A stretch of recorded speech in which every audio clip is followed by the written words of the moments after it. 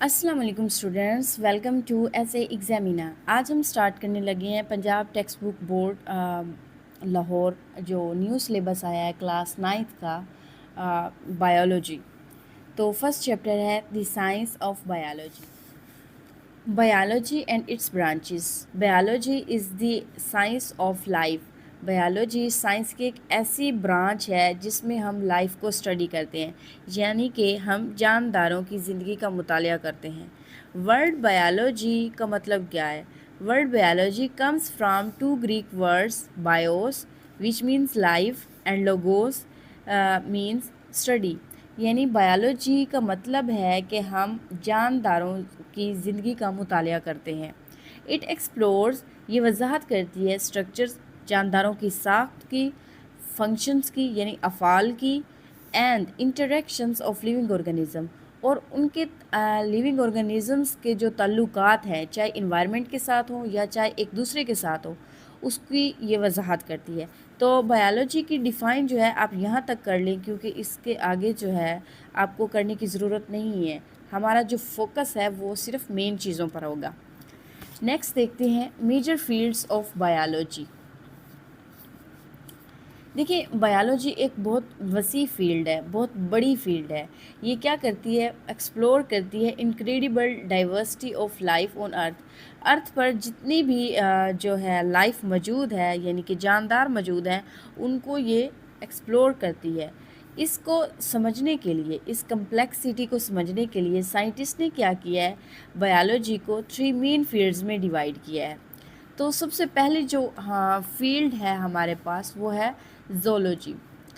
Zoology means study of animals, यानी कि zoology में हम एनिमल्स का मुतालिया करते हैं, इंक्लूडिंग देयर स्ट्रक्चर, यानी कि जानवरों की साख्त कैसी है, वो कैसे अफ़ाल हैं उनके, यानी कि वो कैसे फंक्शन परफॉर्म करते हैं, उनका बिहेवियर यानी उनका एनवायरनमेंट में बर्ताव कैसा है, एंड डाइवर्सिटी, ठीक है, और कितने तरह के जानदार जो हैं वो पाए जाते हैं, उसको स्टडी करते हैं। नेक्स्ट हमारे पास है botany. It is the study of plants. Botany में पौधों का मुतालिया किया जाता है, इंक्लूडिंग देयर स्ट्रक्चर, उनके स्ट्रक्चर देखा जाता है, ग्रोथ, ग्रोथ कैसे होती है, रिप्रोडक्शन, वो प्लांट्स को कैसे रिप्रोड्यूस करते हैं, and interactions with their environment, और एनवायरनमेंट के साथ उनके ताल्लुकात कैसे हैं, इनको पढ़ा जाता है। अब ये इंटरेक्शंस का क्या मतलब होता है इन्वायरमेंट के साथ? इसका मतलब ये होता है जिस तरह प्लांट हैं, प्लांट अगर बात करें कि एनवायरनमेंट में लाइट के साथ इंटरेक्ट करते हैं, यानी कि लाइट को एनवायरनमेंट से लेते हैं और फोटोसिंथेसिस का प्रोसेस होता है, ठीक है।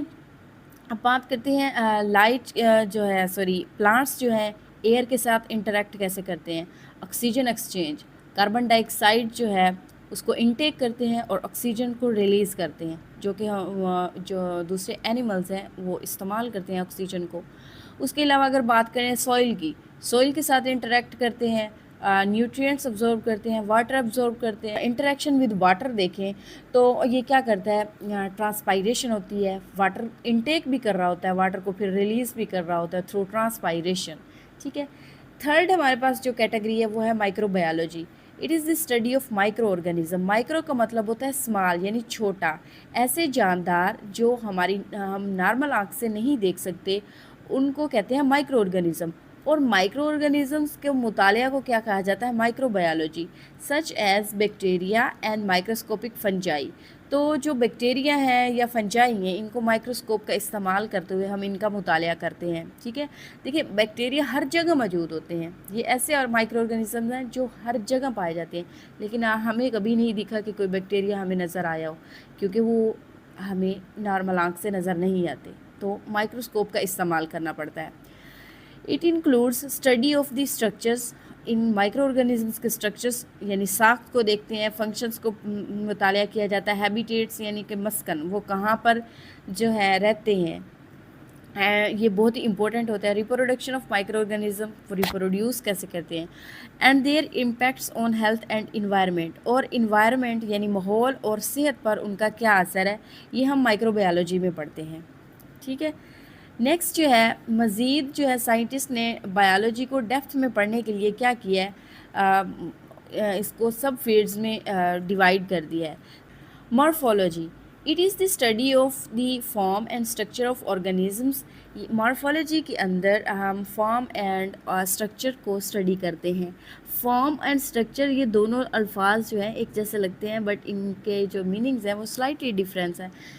कैसे? फॉर्म क्या होता है कि ये किसी भी चीज़ की ज़ाहिरी शक्ल होती है, यानी कि क्या दिखाई देता है, जबकि जो स्ट्रक्चर है ये अंदरूनी साख्त जो होती है, अंदरूनी जो तरतीब होती है उसके बारे में बताता है, यानी कि एक चीज़ है वो क्या है और वो कैसे बनी है, ये हमें स्ट्रक्चर से पता चलता है।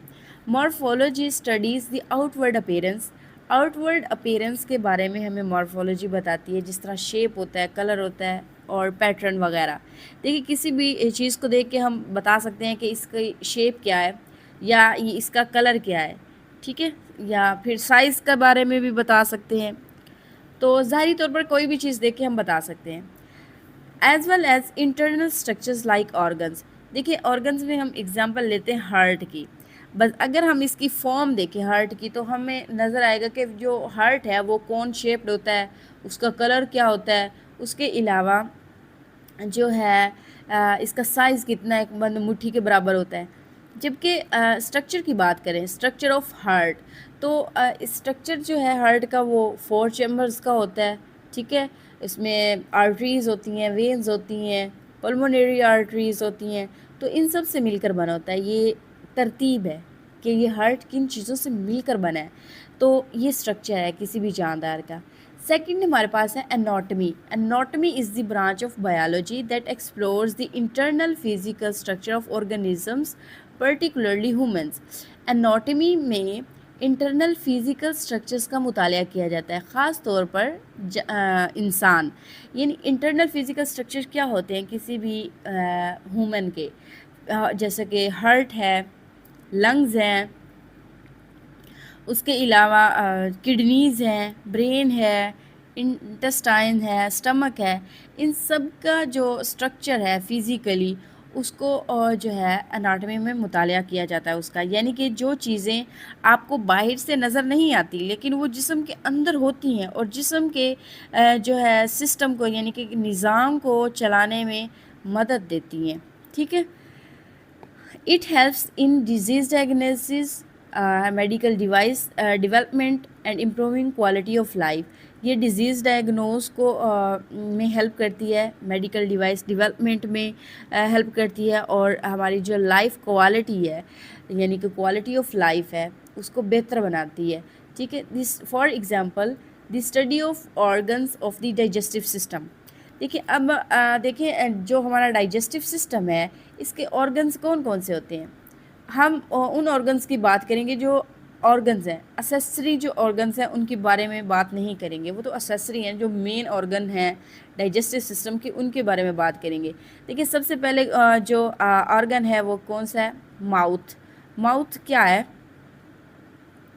माउथ फूड का एंट्री पॉइंट है, जहाँ से फूड इंटर होती है। उसके बाद हम च्यू करने के बाद क्या करते हैं, माउथ से एसोफेगस के थ्रू क्या किया जाता है, उसे कैरी किया जाता है स्टमक तक, स्टमक तक लेकर जाया जाता है। एसोफेगस, एसोफेगस से फिर कहाँ जाती है फूड? स्टमक के अंदर जाती है, ठीक है। स्टमक, स्टमक में क्या होता है? फूड की ब्रेक डाउन होती है, ठीक है। फिर उसके बाद जो है ये सब कुछ जो है कहाँ जाता है? स्मॉल इंटेस्टाइन में। स्मॉल इंटेस्टाइन ये भी क्या है? एक आर्गन है डाइजेस्टिव सिस्टम का।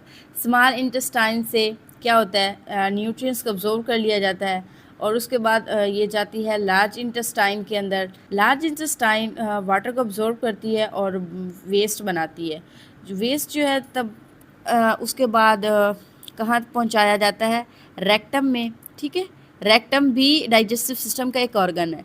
रेक्टम से आगे जो वेस्ट मटेरियल होता है उसको एनस के थ्रू जो है क्या करता है? बॉडी से एलिमिनेट कर दिया जाता है, रिमूव कर दिया जाता है, निकाल दिया जाता है, ठीक है। ये है डाइजेस्टिव सिस्टम के ऑर्गन्स जो हम एनाटॉमी में पढ़ते हैं। Physiology is the branch of biology that deals with the functioning of body parts. Physiology जो है बायोलॉजी की ऐसी ब्रांच है जिसमें हम ये पढ़ते हैं कि बॉडी के जो पार्ट्स हैं डिफरेंट, वो कैसे फंक्शन परफॉर्म करते हैं। मिसाल के तौर पर how blood circulatory system transport vital substances through out the body, यानी कि जो ब्लड सर्कुलेटरी सिस्टम है, यानी कि जो हार्ट है, हार्ट एक ऑर्गन है, उसके साथ इसमें बहुत सारी चीज़ें शामिल हैं जो कि ऑर्गन सिस्टम बनाती हैं, ब्लड सर्कुलेटरी सिस्टम बनाती हैं। ठीक है, तो ये कैसे थ्रू आउट द बॉडी जो है ब्लड को सर्कुलेट करवाते हैं, इस तरह जैसे नर्वस सिस्टम है, उसके अलावा डाइजेस्टिव सिस्टम है, फूड माउथ से एनस तक कैसे पहुंचती है, ये हम फिजियोलॉजी में पढ़ते हैं। ठीक है, नेक्स्ट हमारे पास है histology. Histology is the microscopic study of tissues. Tissues क्या होते हैं? देखिए, हमारी जो बॉडी है, वो उसका जो बेसिक यूनिट है वो है सेल, यानी कि हमारी बॉडी के जो बिल्डिंग ब्लॉक्स हैं वो सेल्स हैं। तो सेल्स जो है मिलकर क्या बनाते हैं? टिश्यूज़ बनाते हैं। टिश्यूज़ स्पेसिफिक फंक्शन परफॉर्म करते हैं, और टिश्यूज़ मिलकर क्या बनाते हैं? ऑर्गन्स हम पहले पढ़ चुके हैं। ऑर्गन मिलकर ऑर्गन सिस्टम बनाते हैं, और ऑर्गन सिस्टम एक स्पेसिफिक फंक्शन परफॉर्म करता है, और डिफरेंट ऑर्गन सिस्टम मिलकर क्या बनाते हैं? एक इंडिविजुअल यानी एक कंप्लीट ऑर्गेनिज्म बनाते हैं। ठीक है, तो टिश्यूज़ की स्टडी को क्या कहा जाता है? हिस्टोलॉजी। ये माइक्रोस्कोपिक होती है क्योंकि हम माइक्रोस्कोप का इस्तेमाल करते हैं। Tissues are group of cells that have similar function. ठीक है, ऐसे सेल्स का ग्रुप होता है टिश्यू जो कि सिमिलर, एक जैसा फंक्शन परफॉर्म करते हैं। टिश्यू एग्जामिनेशन, टिश्यू को हम क्यों एग्जामिन करते हैं? क्योंकि ये हेल्प करता है, मदद करता है डिजीज़ डायग्नोसिस में, ड्रग स्टडीज़ में, अद्वियात को मुतालिया में हेल्प करता है, understanding organ structure and function, हमें ये अंडरस्टैंड करने के लिए कि ऑर्गन और जो स्ट्रक्चर हैं वो कैसे फंक्शन परफॉर्म करते हैं। Cytology, cytology is the study of cells. ये हम पहले पढ़ चुके हैं कि ये सेल्स जो हैं बिल्डिंग ब्लॉक्स होते हैं लाइफ के। ठीक है, साइटोलॉजिस्ट जो है unravel the fundamental structure of cells and their organelles। साइटोलॉजिस्ट ने जो फंडामेंटल स्ट्रक्चर्स होते हैं सेल्स के, जिस तरह न्यूक्लियस है, मेम्ब्रेन्स पाई जाती हैं, उसके अलावा स्ट्रक्चर्स जो ऑर्गेनेलीज होते हैं सेल के अंदर, माइटोकॉन्ड्रिया, एंडोप्लाज्मिक रेटिकुलम, ये सब जो है ना सेल के अंदर एक अपना अपना फंक्शन परफॉर्म कर रहे होते हैं। तो साइटोलॉजिस्ट ने मुतालिया किया इन। They also studied the mechanism of cell division, और सेल कैसे डिवाइड होता है ये भी हम साइटोलॉजी में देखते हैं। The human body contain over 30 trillion cells. ये MCQs के लिहाज से बहुत इंपॉर्टेंट क्वेश्चन है, ये आप ज़रूर याद कीजिएगा कि ह्यूमन बॉडी जो है 30 ट्रिलियन सेल्स कंटेन करती है। नेक्स्ट हमारे पास है molecular biology. Molecular biology deals with the study of biological molecules। Molecular biology में हम biological molecules का मुताला करते हैं, like carbohydrates, proteins, lipids and nucleic acid. देखिए, जो ये है न्यूक्लिक एसिड, ये है DNA और RNA। मॉलिक्यूलर बायोलॉजी में हम देखते हैं कि जो DNA है ये क्या है, ये कैसे जो है मैसेज सेंड करता है, और फिर उसके नतीजे में प्रोटीन बनती है, कौन उस मैसेज को लेकर जाता है, क्योंकि जो है RNA है ये DNA से बनता है, इंफॉर्मेशन को कैरी करता है, फिर प्रोटीन बनती है, फिर वो प्रोटीन सेल के अंदर कैसे फंक्शन परफॉर्म करती है ये हम मॉलिक्यूलर बायोलॉजी में पढ़ते हैं। कार्बोहाइड्रेट्स कैसे बनते हैं, ठीक है, ये सारा पढ़ते हैं। और ये जो प्रोटीन्स हैं इनकी फॉर्मेशन कैसे होती है, ठीक है, ये सब मॉलिक्यूलर बायोलॉजी में पढ़ते हैं। ये वो मॉलिक्यूलर जो है बायोलॉजिकल मॉलिक्यूल्स हैं जो कि लिविंग ऑर्गेनिजम्स को बनाते हैं। देखो, हम प्रोटीन से बने होते हैं, कार्बोहाइड्रेट्स हम खा रहे होते हैं, ठीक है। तो DNA जो है वो हमारा जेनेटिक मटेरियल है। ये DNA जो है सेल के सेंटर में मौजूद होता है, ये सेल का कंट्रोल सेंटर होता है। जिस तरह हमारी बॉडी के अंदर हमारा माइंड है कंट्रोल सेंटर, इसी तरह सेल का कंट्रोल सेंटर DNA है। यही बताता है कि सेल कैसे फंक्शन करेगा, ठीक है। Molecular biologist also study fundamental life processes. Fundamental life process क्या होते हैं? जो कि बुनियादी लाइफ हमारे बॉडी में या किसी भी जानदार की बॉडी में हो रहे होते हैं। डेवलप ड्रग्स, अद्वियात को डेवलप किया जाता है, and create genetically modified organisms, और अपने डिज़ायर ऑर्गेनिजम्स को प्रोड्यूस किया जाता है। नेक्स्ट हमारे पास है एम्ब्रियोलॉजी। ठीक है, embryology is the study of process of development of organism from fertilized egg. Embryology में हम पढ़ते हैं एम्ब्रियो। एम्ब्रियो कैसे जो है एम्ब्रियो की डेवलपमेंट होती है एक फर्टिलाइज्ड एग से।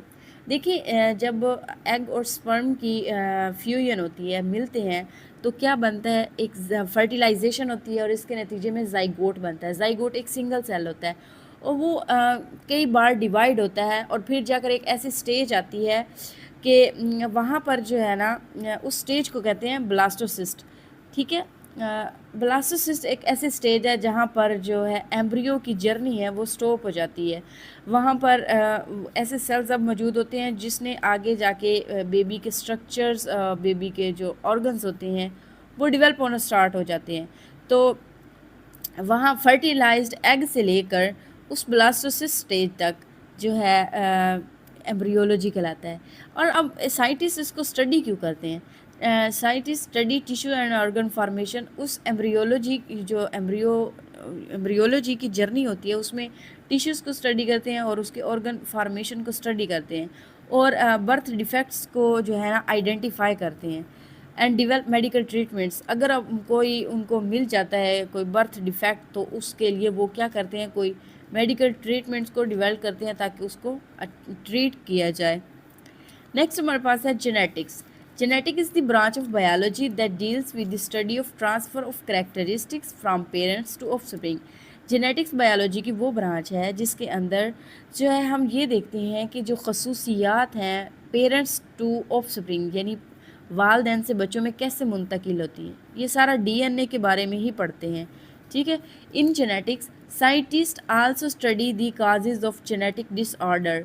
इसके अलावा जो साइंटिस्ट हैं वो जो वरासती बीमारियां होती हैं जो वालदैन से आती हैं बच्चों में, उसको उसका काज क्या होती है, उसकी वजह क्या होती है, उसको देखिए मुताला करते हैं और and develop better varieties of plants and animals. बेहतर वैरायटीज़ यानी कि इससे अच्छी वैरायटीज़ के प्लांट्स और एनिमल्स को डिवेल्प करते हैं।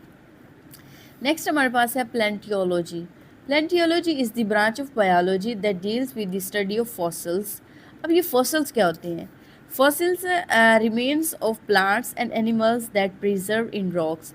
देखिए फॉसिल्स जो हैं ऐसे रिमेन्स हैं या ऐसे प्रिंट्स हैं जो हज़ारों साल पहले प्लांट्स थे या एनिमल्स थे, उनकी डेथ हुई और जैसे ही उनकी डेथ होती थी जहाँ पर वो मरते थे उसके ऊपर जो है ना कोई रॉक्स वगैरह या उस चीज़ों से दब जाते थे।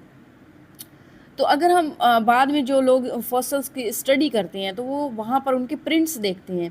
प्रिंट्स देख के अंदाज़ा लगाया जा सकता था कि ये जानदार पहले कैसा था और ये अब कैसे है, उसमें क्या चेंजेस आई हैं। यानी कि एवोल्यूशनरी हिस्ट्री जो है इसके बारे में हम पता लगा सकते हैं कि जानदार जो है पहले कैसा था, उसके बाद उसमें कैसे चेंजेस आते गए और अब वो कैसे है प्रेजेंट टाइप में। ठीक है, for example dinosaur fossils provide evidence of giant reptiles that roamed the earth millions of year ago. देखिए डायनासोर फॉसिल्स को हम देखें तो हमें ये एविडेंस मिलता है कि जो जाइंट रेप्टाइल्स हैं जो मिलियंस ईयर्स अगो जो हैं मौजूद थे, जो कि अब नहीं है, तो वो कैसे दिखते थे, तो उन प्रिंट्स से हम अंदाज़ा लगा सकते हैं। तो ये होते हैं fossils. The oldest non fossil is a cyanobacterium. MCQs के लिहाज से बहुत ही इम्पोर्टेंट है, आपने ये याद रखना है। साइनोबैक्टीरियम ओल्डेस्ट नॉन फॉसिल है जो तकरीबन 3.5 बिलियन ईयर्स ओल्ड है। ठीक है, उससे आगे है taxonomy. Taxonomy is the branch of biology that deals with the classification of organisms into groups on the basis of similarities and differences। देखिए टेक्सोनमी बायोलॉजी की ऐसी ब्रांच है जिसमें क्लासिफिकेशन की जाती है ऑर्गेनिजम्स की किस बेस पे, सिमिलरिटीज़ और डिफरेंसेस के बेस। देखिए कुछ जानदार ऐसे होते हैं जिनमें खसूसियात एक जैसी होती हैं यानी मिलती जुलती हैं, उनको एक ग्रुप में रख दिया जाता है और कुछ जानदार जो डिफरेंट करैक्टरिस्टिक्स जिनकी होती हैं उनको अलहदा ग्रुप में रख दिया जाता है। तो इनकी क्लासिफिकेशन का हमें फ़ायदा ये होता है कि हम जो है इनको इजीली अंडरस्टैंड कर सकते हैं, ऑर्गेनाइज कर सकते हैं, उसके अलावा न्यू स्पीशीज़ को आइडेंटिफाई कर सकते हैं और उनकी जो एवोल्यूशनरी रिलेशनशिप है उसको भी स्टडी कर सकते हैं। Ecology is the branch of biology that deals with the relationships between organisms and their environment. Ecology में हम रिलेशनशिप यानी ताल्लुकात का मुताला किया जाता है जानदारों के दरमियान और उनके एनवायरनमेंट में। Ecology helps to conserve biodiversity. Ecology help करती है बायोडाइवर्सिटी को प्रोटेक्ट करने में। देखिए कैसे करती है। जब हम स्टडी करते हैं लिविंग ऑर्गेनिजम्स को वो कैसे इंटरेक्ट करते हैं अपने एनवायरनमेंट के साथ, तो हम कुछ ऐसे वेज फाइंड करते हैं कि उनको हम प्रोटेक्ट कर सकें। फॉर एग्जांपल जिस तरह है पोल्यूशन को कैसे कंट्रोल किया जा सकता है ताकि जो हमारा इकोसिस्टम है वो हेल्दी हो। इससे चाहे एयर पोल्यूशन हो, चाहे वाटर पोल्यूशन हो या लैंड पोल्यूशन है, उसको कम से कम किया जाए ताकि जो इन्वायरमेंट है वो हेल्दी रहे। And address environmental problem. इसका क्या मतलब है कि जो भी चीज़ हमारे एनवायरनमेंट को हार्म कर रही है या कोई नुकसान पहुंचा रही है, तो हमें कोई ना कोई एक्शन लेना चाहिए ताकि उसको कम किया जाए और एनवायरनमेंट को प्रोटेक्ट किया जाए, एनवायरनमेंट को उस हार्म से या उस नुकसान से बचाया जाए। तो ये कैसे है, इसकी क्या एग्जांपल हो सकती है। इसमें भी पोल्यूशन है, डिफॉरेस्टेशन है, जंगलात का कटा हुआ है, यानी कि जो लकड़ियाँ हैं वो लोग काट रहे हैं जिससे क्लाइमेट चेंज आ रहा है, वो हवा में तब्दीली आ रही है। तो इस वजह से ना बहुत सारी जो डाइवर्सिटी है हमारी बायोडाइवर्सिटी वो लॉस हो रही है। तो जो इकोलॉजिस्ट हैं उनको वर्क करना चाहिए ताकि वो इन सारी चीज़ों को प्रोटेक्ट करें या कोई ऐसे लॉज बनाने चाहिए ताकि हम उनको फॉलो करें और हम अपने एनवायरनमेंट को उन जो ख़तरात से प्रोटेक्ट कर सकें। दी फूड चेन। अच्छा, वो यहाँ पे भी ये बात की जा रही है कि ऑर्गेनिजम्स जो हैं एक दूसरे के साथ इंटरेक्ट कैसे करते हैं। देखिए यहाँ पे एग्जांपल है फूड चेन की। Food chain for instant illustrate the interconnectedness of organisms for energy and nutrients. देखिए जानदार एक दूसरे के साथ कनेक्टेड होते हैं। फूड चेन क्या होती है, जो इसके प्राइमरी जो प्रोड्यूसर होते हैं वो प्लांट्स होते हैं। प्लांट्स को अगर हिरन खा रहा है तो हिरन को क्या खाएगा, शेर खाएगा। तो इसी तरह ये फूड चेन बनती जा रही है और ये आपस में एक दूसरे के साथ क्या कर रहे हैं, इंटरेक्ट कर रहे हैं। अगर इन्वायरमेंट के साथ इनका इंटरेक्शन देखें तो इन्वायरमेंट में देखें जो प्लांट्स हैं वो इन्वायरमेंट से लाइट लेते हैं, वो नॉन लिविंग है लाइट, और प्लांट जो हैं लिविंग हैं। देखिए इंटरेक्ट करते हैं तो क्या करते हैं, फोटोसिंथेसिस करते हैं और खुराक बनाते हैं।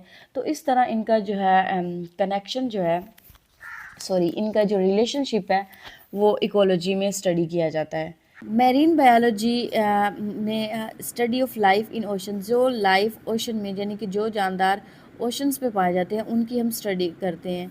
It helps to understand ocean biodiversity, discover new species and address marine conservation issues. बिल्कुल इकोलॉजी की तरह। For example coral reef support a wide variety of marine life. Coral reef क्या है? कोरल रीफ दरअसल जो है ये एनिमल्स होते हैं जो कि ओशंस में पाए जाते हैं। ये ऐसे एनिमल्स हैं जो एक ही जगह पर मौजूद होते हैं, यानी कि एक ही जगह पर परमानेंटली मौजूद होते हैं। तो ये एनिमल्स होते हैं, ये अपनी खुराक खुद नहीं बना सकते। इनके ऊपर टेंटिकल्स होते हैं, ये उन टेंटिकल्स की मदद से वाटर से खुराक को कैप्चर करते हैं। ठीक है।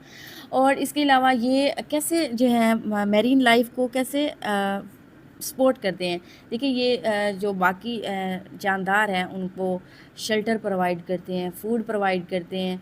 उसके अलावा ये जो नेचुरल बैरियर होते हैं, जो जब भी समुद्री तूफ़ान आता है तो ये जो समुद्री हदूद होती है उसको बचाते हैं, प्रोटेक्ट करते हैं उसकी। ठीक है। यहाँ पे आपको डायग्राम में मैं आपको दिखा देती हूँ। कोरल रीफ्स देखने में तो प्लांट्स लग रहे हैं लेकिन ये हैं एनिमल्स।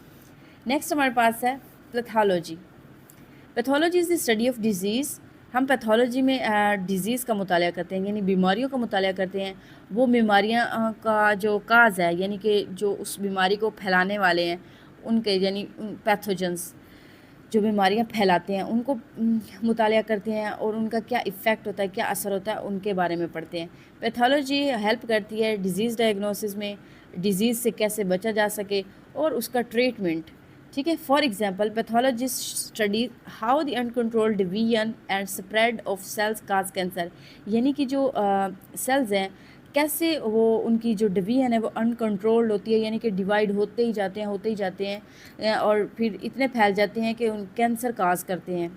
ठीक है, ये पैथोलॉजी में पढ़ते हैं। नेक्स्ट हमारे पास है immunology. Immunology is the branch in which we study the components of immune system and their role against disease.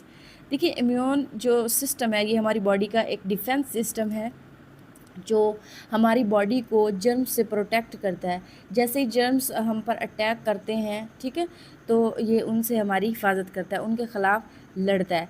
देखिए, इसकी मैं आपको बेहतरीन एग्जांपल देती हूँ। जिस तरह स्कूल का सिक्योरिटी गार्ड होता है, स्कूल के अंदर सब स्टूडेंट सेफ होते हैं, लेकिन अगर कोई आउटसाइडर अंदर आने की कोशिश करे तो गार्ड उसे रोकने की कोशिश करता है। ठीक है, अगर गार्ड ट्रेन हो तो वो आउटसाइडर को पहले ही पहचान लेता है और अंदर नहीं जाने देता। बिल्कुल इसी तरह जब हम बॉडी में वैक्सीन करवाते हैं तो वैक्सीन जो है पहले से ही जो है पहचान लेती है, क्योंकि हमारा इम्यून सिस्टम जो होता है वो एक्टिव हो चुका होता है। जब हम एक वैक्सीन करवाते हैं तो उसके ख़िलाफ़ वो लड़ता है और उसको पहले ही पहचान लेता है।